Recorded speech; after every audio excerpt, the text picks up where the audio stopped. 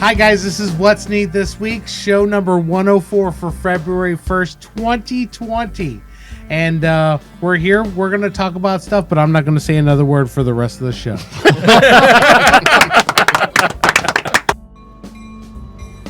The What's Neat This Week video podcast is supported by enthusiastic model railroaders just like you.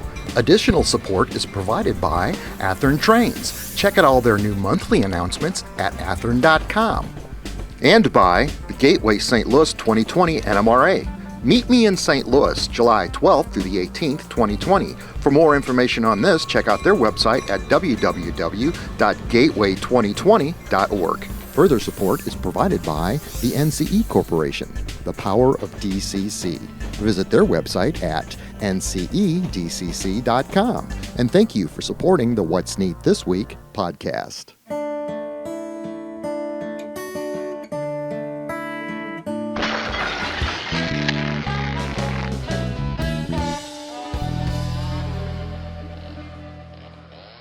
This is the What's Neat This Week, show number 104 for February 1st, 2020, guys. What a great week it has been. Actually, it's been 2 weeks since the last show, and we've gotten a lot done and a lot of neat stuff to talk about, including Nuremberg, the great train show out there in Germany, and Springfield. Is it Massachusetts? Right. Mm-hmm. Amherst. Amherst. Big Amherst show. 22,000 plus people attended that show, guys. Wow, the East Coast has got a lot of great model railroaders out there that share their passion. Oh, absolutely. And I understand from what I've heard, some of the vendors actually sold out of product. Wow. Yeah, so Sam Dennehy was up there. Sales So were if really he good. can drive He up had a there. table? Yeah. Yeah. I don't know. I'd like to go next year. Look at the It'd great be fun cast to go I've got with sometime. me tonight, guys. We've got Campbell Rice all the way from not Arkansas. That's right. He lives here in St. Louis, but he's been traveling and just drove 6 hours to get here this evening. Thank you for your passion, Campbell. I wouldn't miss it. I got James Regier, otherwise known as the man at the Magic House that takes care of the layout. James Regier with us tonight. Also, I've got Sugar Fire. I know you love it when I say that because I love it when I eat it. Joshua Barton. What with up, me everybody? tonight. And our favorite, Mike Budde, doing to others as he's brought some really cool models tonight. Oh, man. He's out-topped himself. And 2 weeks ago, the trailers were magnificent. The red fading. Oh, yeah. That was Really? Kevin Nieheisel's work. Yeah. Fantastic work. I read Kevin Nieheisel's description on our What's Neat This Week Facebook page last night, where he explained in great detail how he effectively faded the trailer differently from the decal itself that was on the trailer with, again, using white. Yeah, he used acrylic on the body of the trailer, and then after that was thoroughly dry. He might have dull-coated, I don't know, but then he used oil on the Herald and just smeared it around enough to get the effect that he liked. So That was pretty amazing. Yeah, I've got something really fun I want to show off tonight in the mail today. When I went up to get my morning coffee, Michelle had the mail sitting out on the kitchen counter, and I will show you this picture. I might scan it, but Daniel's on camera tonight. Thank you, Daniel. This is the 2020 Bachmann catalog cover photo with that beautiful Siemens locomotive that we shot. Yeah. So, yeah, good job, guys, on that photograph. Yeah, it's a beautiful locomotive, too. Yeah, Bachmann has really stepped up their game on that locomotive. Yeah. Yeah. I'm really impressed. I tell you that prototype just grows on me all the time. You know, they just hitched it up to the Empire Builder heading west from Chicago, and in fact, you have it was Amtrak Midwest, so there's your Rocky Mountain scene right there. Yeah. Mm-hmm. I love you guys at Bachmann. I believe those models will be out in March, and so that we'll get our own version of it where we can do a really cool run-by and show it off on the layout. Now, we've had all sorts of different weather, but none of it has been sunny, I want to say, in the last 2 weeks. I have not been able to get any photo shoots done until actually today. The sun did come out, and I shot this beautiful George Bush locomotive, right? Number 4141. That's the SD70 ACE from Athearn Trains. And I tell you what, what's impressive about this, guys, I know we've read in the news that they're actually going to put this locomotive in the museum. Is that right? That's right. Taking out the prime mover, putting it into preservation at the Nice. George H.W. Bush Museum And and it Library. is still sitting at North Little Rock Shops as of 2 weeks ago when I saw it there. So This is a locomotive that will forever be in our minds because it will always be on display. And you're right. When they put these in a museum, they empty those fuel tanks. They usually pull the motor right out of them. yeah, Right. Yep, Yeah. they will. Absolutely. I also went outside today and shot this beautiful NNS Go Rail locomotive from Athern. I know we've talked about it on the show, but this is the first time I've had the chance to have one in my studio for a prolonged period of time where I've actually been running it on the layout. It's a beautiful. Yeah, I've been running it for beautiful 2 weeks down here. It's pretty awesome. You have that with the first responders unit Yeah. and Veterans. the veterans unit, and you just have this nice little parade of locomotive power on the A parade of color. It's really Yeah. nice. I noted that tonight when I was watching them go by. You go from this flurry of color to the regular old black NNS. Yeah. And I think that looks so classy on these engines, whether they're running elephant style or you've got them back to back. Either which way, it just looks dynamite. But yeah, I shot those outside today. So rock and roll, thank you for the great weather. I love it when we have the great weather. And this, by the way, this Go Rail is an SD60E That's right. locomotive. Yeah. So I wanted to make sure I pointed that out. Guys, tell me what's going on. Campbell Rice, you've been traveling an awful lot. You've just gotten back into town, like we said, literally drove here 6 hours. But Yes. you've discovered a lot of treasure in model railroading while you're out and about. Tell us what you got this week. Well, I'm thankful in my job I get to travel. I tell people I travel from North Dakota to Savannah, Georgia. So I do get out and get around quite a bit. But last week I was in Gulfport, Mississippi, and I stopped by to see a friend of mine, Art Jones. He used to be in the Dardanelle Model Railroad Club with me in Arkansas. And he retired and moved into the Armed Forces Retirement Center there in Gulfport. And when he got there, he met some other guys that were model railroaders. And they approached the facility, and they actually gave him a very large room for them to build a model railroad in. Wow, Yeah. that's And, Great. That's awesome. They've got all kinds of craft rooms and things, and people go in and they'll make buildings and trees and all kinds of things, and they'll put them on the model railroad. And it's the bench work is really unique. The way they design the bench work, because they have several people there that are handicapped that might be in wheelchairs or Sure. whatnot, and the bench work is set and designed so that they can actually roll up underneath the bench work in their wheelchairs and work at it from both sides and reach all parts of That's the layout. great. Wow. That's So great. it was real neat, and to know that you could get into this facility if you were in any of the 5 branches of the armed services and get in with a group and actually have a model railroad was pretty neat. And, Yeah. Yeah. So I've got some pictures here that we're showing running on the screen right now of the layout and their progress on it. And this is 6 months worth, so they've still got a little bit more to go, but surprisingly how much they've actually accomplished since then. It's kind of similar to a K10's outfit. Yeah. Yeah, a little bit, yeah. Campbell, that's amazing. Now you're running, you are in this month's What's Neat video over at Model Road Hobbyist Magazine. You told me it just came out in 22 hours ago. It's already passed 5,000 views. And in that video, you demonstrate how to take regular old leaves from outside Right. and you put them in this special 1-cup blender, which I've never Yeah, seen. magic bullet. The Magic Yeah. Bullet blender. And you made these beautiful leaves for underneath your trees and scenery. Right. And also, I understand you are in the Marches video that's coming out where you're going to, for the first time, show us your brand new layout that you're building. That's correct.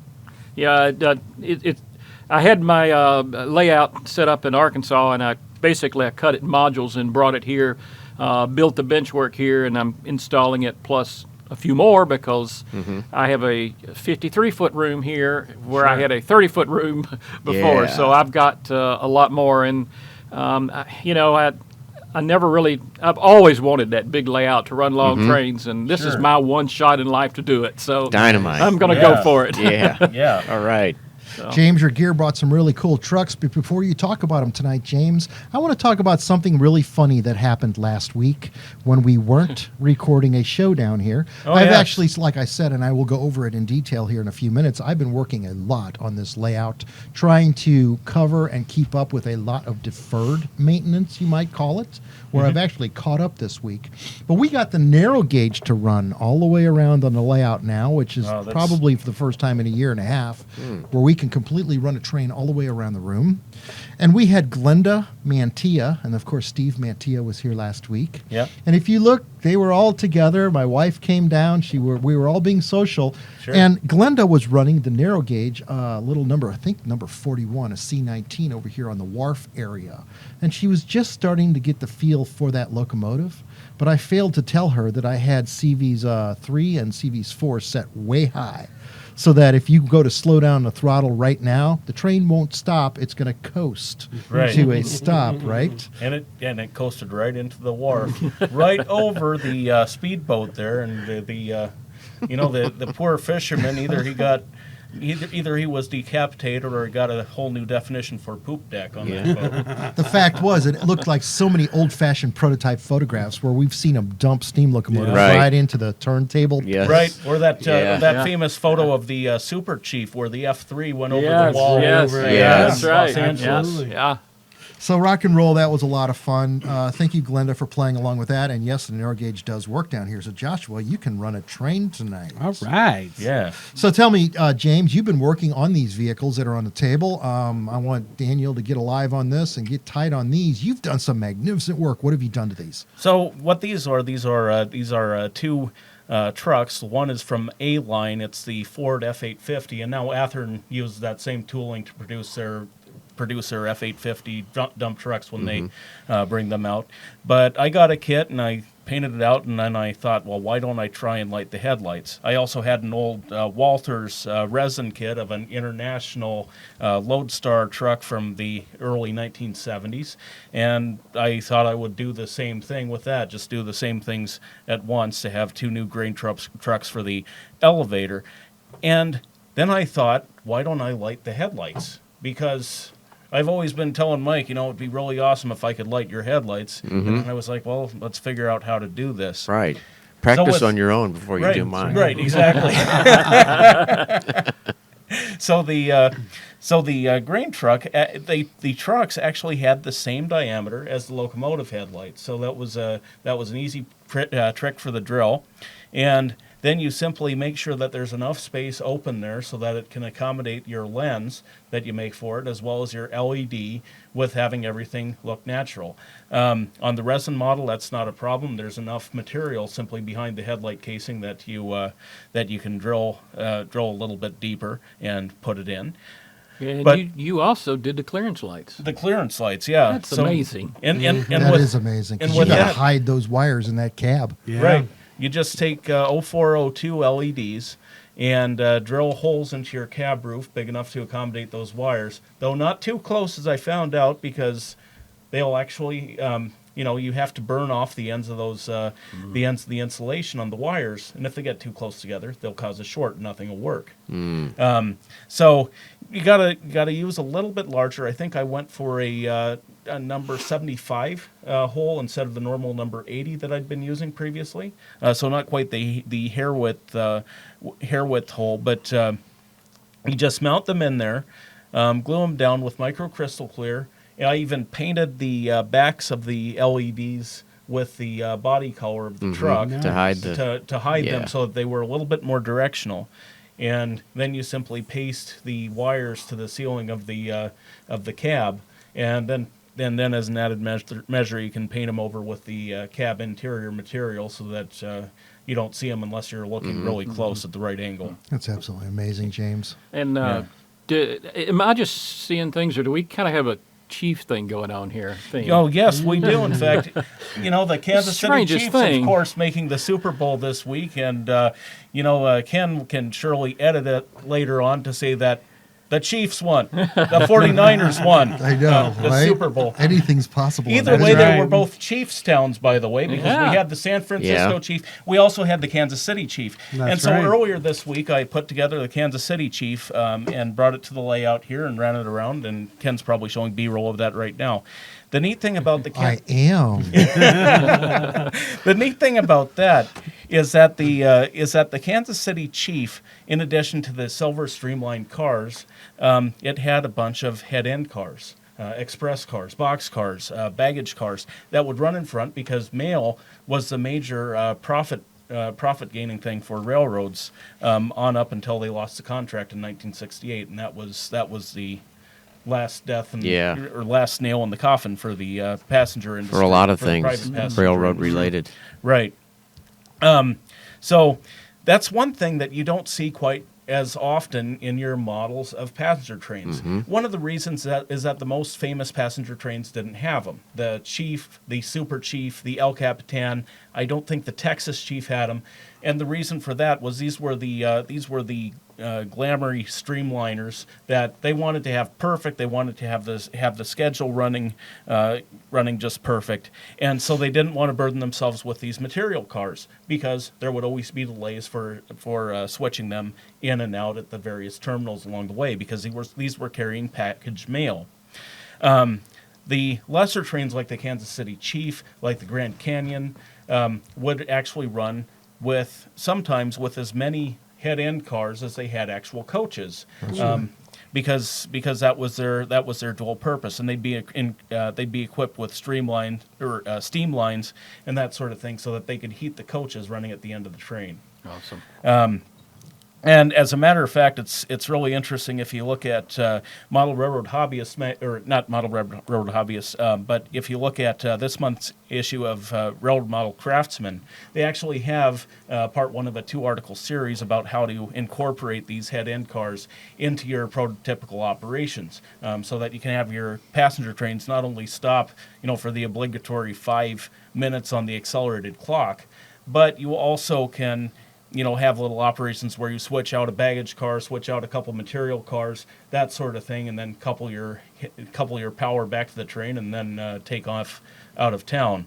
But that's actually something that the railroads did fairly frequently at their terminal cities. Yeah, it sure is. That would have made a segment on what's neat, actually, if there's lots of photos to go with that. That's amazing, because it's so true, and we've modeled that in the past. We've seen the Santa Fe do it for years. Yeah. We've seen Amtrak do it in the modern days, and that Right. got stopped, actually. They were hauling so many freight trains, boxcars behind their passenger trains, that somewhere in there, I think the railroads put a stop to Well, that. the railroads sort of objected to not being able to, or that Amtrak was subsidized and then competing with them on their own Right. lines Right. where they were Yeah. supposed to prioritize the Amtrak trains. Yeah. That's so interesting. That's one thing that doesn't happen on my layout down here. I still get to run whatever I want. And this week, we were running that brand new SD80 MAC diesel locomotive that Chris Palomares and Athearn Trains announced last week at Springfield for the very first time.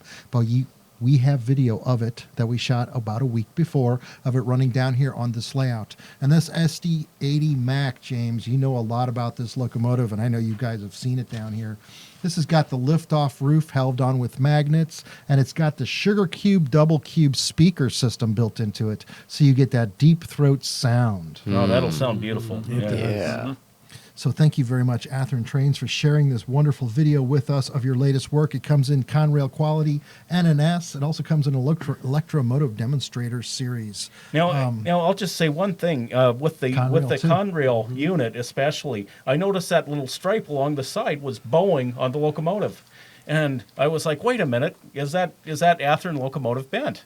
And then I look at prototype photos. Sure enough, it had that same sort of bow in the frame, or what looked like a bow in the frame. That is so true. You just learned stuff from I remember modeling. the very first brass one I did was an SD90 Mac Overland models, and the prototype photos had that bend in them, and that's the way I modeled it. And sure enough, it all worked out great. You just bend that decal, match the sides of it. That's the way it was. You're doing a clinic at the NMRA National Show this summer, the 2 of them, NMRA yeah. convention this summer, James. Yeah. And your clinic's going to be on LEDs. And from what Right. I understand, we went to that last business meeting. First of all, you've gotten a handle on everything with regards to selling the advertisement in the timetable and the lanyards and the bags. You've gotten a great start with the manufacturers' names, and you're making a list and you're contacting them. But something else that we had discovered at that was this is, in fact, a convention, and you do not have to be an NMRA member to attend this show. I just want to make Right. that very clear so that a lot of folks out there... There's 2 separate portions to it. One that goes all week, and that's the convention, and then they have a show at the end of the week where it's a national model train show where you'll have the manufacturers bring their latest goods to announce, that sort of thing, and a bunch of people bring their layouts and a bunch of vendors. So it'll be a pretty awesome train show. But throughout the week, there's actually the whole convention where you have clinics that'll be scheduled where you can learn different modeling techniques, including the ones that I'm going to talk about with the LEDs for locomotives and then LEDs for the layout in general for lighting your building. But you'll also have excursions that you can go on to tour up the Mississippi, see some of the locks, or I think then there's another one that's supposed to go west in the county, and you can view some of the scenery there. Nice. All things that you can see from a first-hand perspective to bring to your modeling. But then there will be opportunities to visit various attractions in town during the convention as well, including Union Station, which they've installed an aquarium in. There'll be just be tons of that opportunity to come enjoy the city and learn about railroading. There'll be tours of factories as well. All of this information will be on the NMRA website. It is not there yet. They're coming out with version 2.0 in the next 10 days or so, whereas about the middle of February, you will definitely be able to see every clinic, every layout tour, and all the special events happening at the convention that week leading up to the train show that weekend, whereas you can sign up and go to and visit all of these things. Check it out. It's at www.gateway2020.org. And we thank very much those gentlemen, and thank you for what you're doing for the NMRA, too. It's great what you're doing for them. Now, I know, Mike, we're going to close out the show with your really cool models. I got a couple more things on the list here. We've been working on the layout down here a lot, like I had mentioned in the past. And I've been kind of working on the new diorama over there, trying to figure out where to build some new roads. And in fact, I actually got the railroad crossing wooden ties in there. I've also been working on the control panel on the layout, which is really a simple system I want to point out to you guys. My control panel is nothing but a piece of plexiglass with the graphics of the switch yard drawn on it. And the other day when I had to replace a broken toggle switch on the control panel, it simply Velcroed into place. So I could fold it out, get to it, fix the item that needed to be fixed, and then Velcro it right back into position. And it's on hinges too, so you don't even have to align it. It's amazing how simple it is. Another thing that tends to be an issue on layouts are switch points. When your switch points get dirty on the layout, you tend to have trains with sound in them stall out. They'll keep running, but the sound will cut out, or Right. your headlights go off, or all these Right. annoying things mess up the decoder. And it's just as simple as cleaning the switch points. And I like to use a very fine diamond file to do this. Just get in there and clean the points on both sides and the main rail, and rock and roll. Everything should work flawlessly. Yeah. The lighting system that I've got on the wharf is the Just Plug lighting system. We did a What's Neat video on that. I could ask Daniel what month it was, and he March would probably 2016. tell me that it was March 2016. That long ago. Wow. That we did the video. I know. Does anybody really check them on this work? The fact is, some of those lights have gotten broken off over the time period of handling and working with the layout. And this week I pulled out that module and was able to replace all of the defective broken lights that we had broken off. There's just a lot of little things that you never think of, but we as modelers take for granted that we do all the time. Something as simple as when you get a brand new boxcar on your layout, and it might tend to derail on certain switch points or frogs on your layout. Right. Sometimes it's just as simple as pulling the car off and loosening up the bolster screw that holds the truck on. Because a lot of times the folks in Japan or China, when they're building these, they'll tighten them up a little too tight. You just loosen it a little Right. bit so you get that pivot motion, and the whole problem is solved. And that's what I've been doing this week. I've been going through the entire layout, kind of trying to solve a lot of different problems one at a time. And so far, rock and roll, everything's great. You And know- I noticed that you guys told me that the What's Neat for February just came out.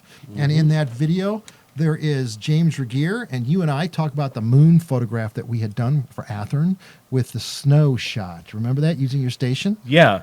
So this was an interesting shot because we had three things of varying lightness or varying lighting intensity, I guess, varying candle power that we were wanting to try and bring into one for the photograph.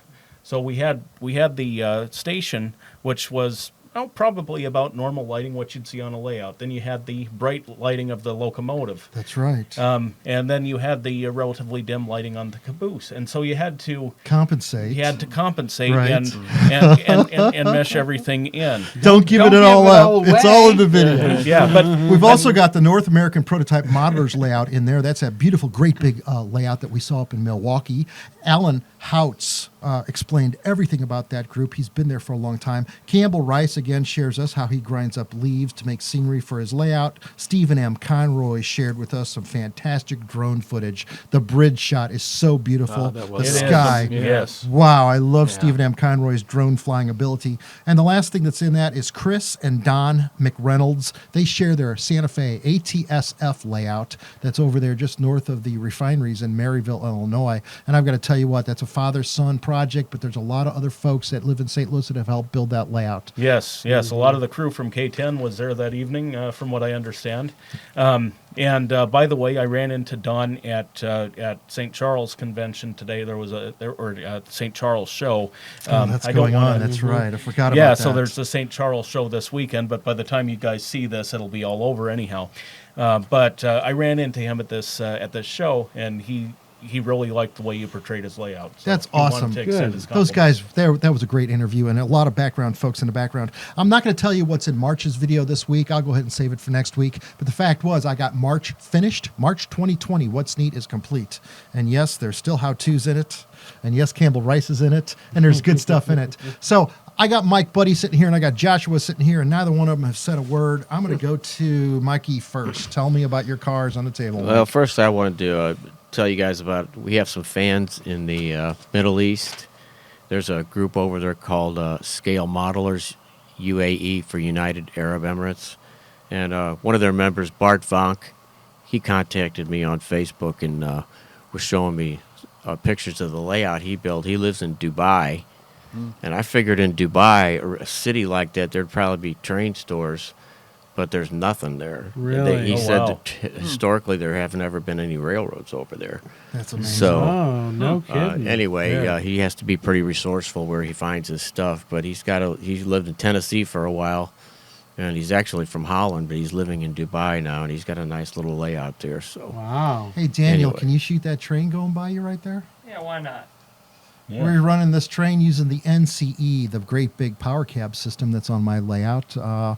We're working the smaller system for what is it, $199. You get that small Pro Cab system. We're working that definitely now into the Athearn trade show display layout that we built. Chris loves the idea, and he's sending me one of the systems to build that into it so that you can control 11 different locomotives at the same time on that system. We've got both of them sitting on the table here with that beautiful display that Michael had built for us. Michael Wood, thank you so much for creating this device that holds the small throttle and the large throttle with all those beautiful buttons on it for us to show off in the show. There's no better system that I've used on my layout. It works every time I want to work it.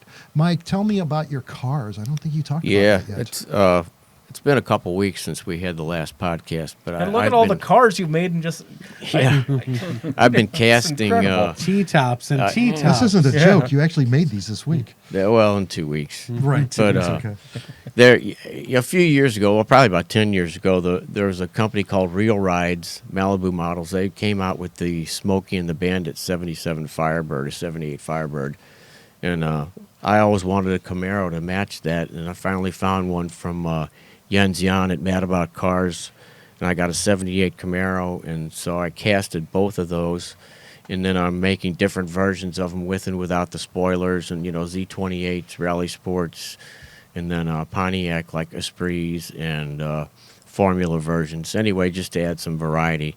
So I've got all the wheels on a piece of paper that I've been working on, and William Brillinger did the decals for me for the Firebirds and Camaros, and also for the white wall decals. That all the tire decals are white lettering and everything. nice. So anyway, but again, that Camaro was from Mad About Cars on Shapeways, and then the Firebird is the one that anybody can get from Malibu Models. That black one, it's right there in the back. That's amazing. God, they're so beautiful. So- The paint work you did on them is fantastic. I've got like 50 of them I'm working on. I'm going to try and get 45 of them done for 3 auto wrecks, but I don't know how long before I burn So out. you would see all these different models on the same auto Right. racks? The F bodies, GM F bodies, which is what those are, the Camaros and the Firebirds, they were built on the same assembly line in either Norwood, Ohio, or Van Nuys, California. So just different front clips? or Right, different- basically, yeah, Okay. right.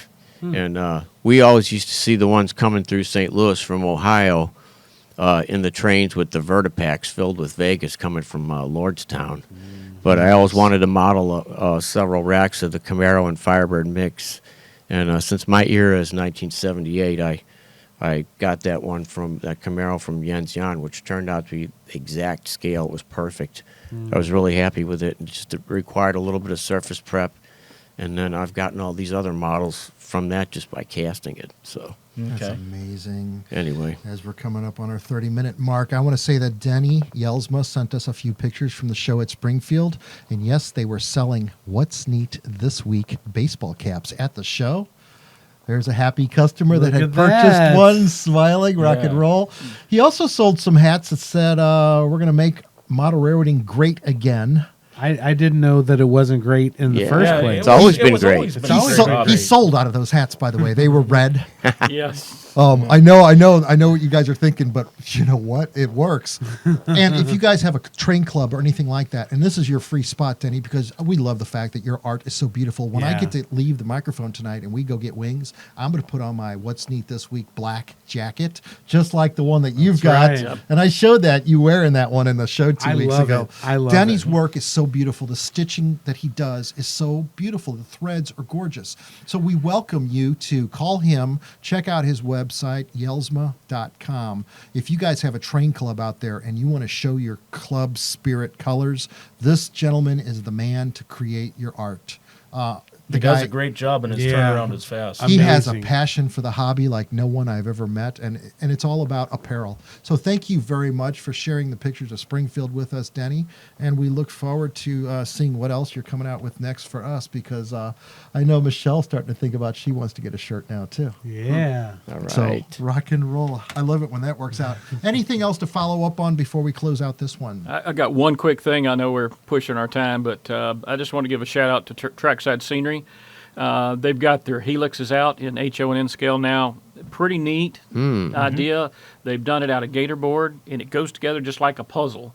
Wow. So you buy the parts, the deck, which is the circular How part. interesting. Then they Yeah. have the risers, and it just basically slips in Oh, and nice. then and clamps together. And they've got them from, I got them HO and N scale, single and double track from 18 inches to 36-inch radiuses. And I'm dying to pick one up because Yeah. I'm already thinking about a second Yeah. level layer on mine. Wow. So Yeah. I'd like to try to get one and maybe do a What's Neat and put it together and show Yeah, how that'd easy be it goes cool. together. And I remember the old I know. Helix debate. I think Oh, the yeah. Helix people are winning. Yeah. yeah. Maybe the tides have turned. Right. Yeah. You never know. The Well, Helix with has it, turned. with it this easy, I mean, why not? Right. Yeah. Right. I screen captured their website so you can see what this looks like. What he's talking about is kind of cool. Is this made out of gator board? Did you Yeah, say foam gator board? board. Kind of a Gator foam board, Okay. yeah.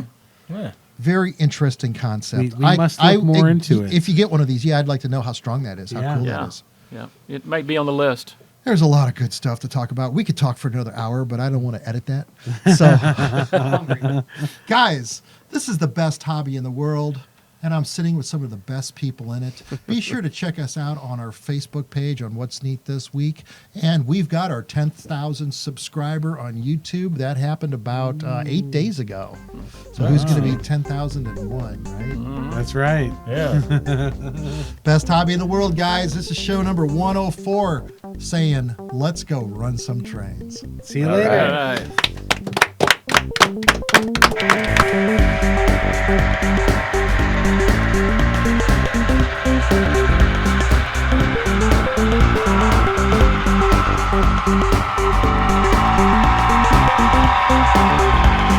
Thank you.